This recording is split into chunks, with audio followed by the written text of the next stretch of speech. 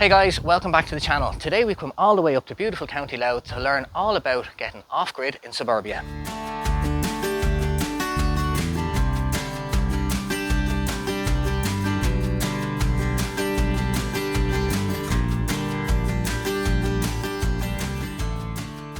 So folks, please welcome back long-time friend of the channel, Padraig McCarthy, who is going to show us the equipment that you'll need to set yourself up with off-grid power in an urban environment. Padraig, welcome back.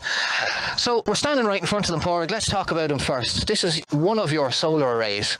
Can you tell us a bit about it? So this is the newest array that I put off in the summer of 2024. It consists of 11 440 watt Jinko panels. So at the 4.7 kilowatt system, so it is. What would be a good price to pay for a panel nowadays with prices after falling so much? Yeah, they did fallen massively since 23 now by, about €80 they're falling by.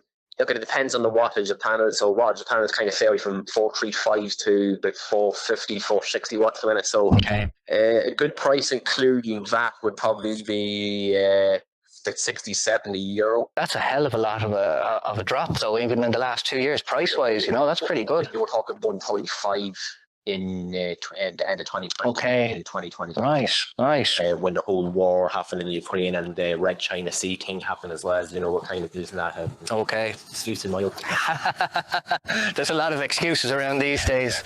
So what's the total power now out of just that one array? What power are you getting out of that now on a good day? Panels here on one string. Okay. Kind of you start going to 12 panels, you should be splitting it up. I could have split it up, but I decided not to. So 4.7 kilowatt system, and I'm generating at about 3.2 or 3.6 kilowatts. And you have another set up on the roof, and without climbing up there, what are they all about? What are you getting, or what are they, and what are you getting from them? This is the system from last year. The original system is you got me there. I think it's a 7.7 or 7.8 kilowatt system, 395 watt Q7 panel.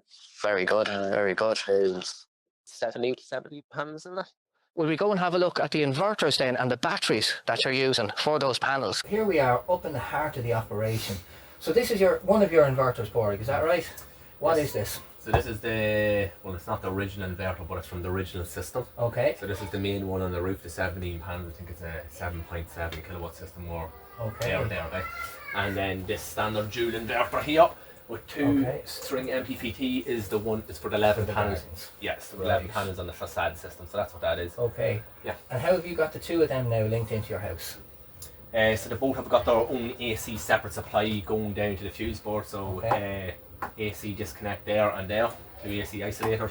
Very good, very good. Yeah. So your power comes in from your panels then, right? And they organise it for you. And what's that behind you there on the wall? I see a lot of those units there. What are they? These are pure drive 5 kilowatt batteries, so they are. So I've got 4 of them set up in parallel. So one big thing customers don't actually realise is that, the initial install with batteries is going to be far greater price wise than it is without batteries. Okay. But what people is missing is the payback with the batteries is actually going to be a lot quicker than what it is without the batteries. Yeah. Because you have the ability to store the power created from the PV in your batteries. Let's say you have 10 kilowatts, hypothetically, you were charging them batteries from the PV, 10 kilowatts per day over 365 days in a year, then battery's going to pay back very quickly. You're not having to buy that 10 kilowatts per day back in from the grid at a more expensive rate. I think that's something that a lot of people don't understand as well, is that when the weather's half decent, those solar panels are bringing in much more power than you're actually going to use. So most of that is going back to the grid. So I mean, and you're getting a discount off your energy bill that's not going to match what power you're actually sending back in. How does all that then link into your house? It's here at the fuse box, is it? Yeah. Okay. So for anybody's solar system, it all comes into the fuse board, the main distribution board in the house.